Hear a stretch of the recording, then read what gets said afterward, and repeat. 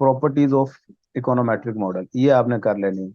There are the following property, एक theoretical plausibility है, explanatory ability है, accuracy of estimates of parameter, forecasting ability, simplicity.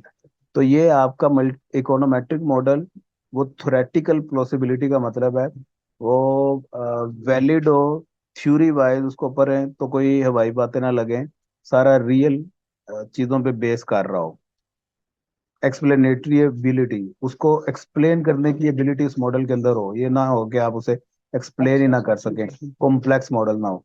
Accuracy of estimates of parameter, parameter की estimation की accuracy होनी चाहिए। ये ना हो कि आपने एस्टिमेशन ही ठीक ना की हो, उसके रिजल्ट लोगों को मिसगाइड कर रहे हो, अपने मतलब के रिजल्ट निकाल के आप बैठे हो। फोरकास्टिंग एबिलिटी, फोरकास्टिंग करनी चाहिए उसको।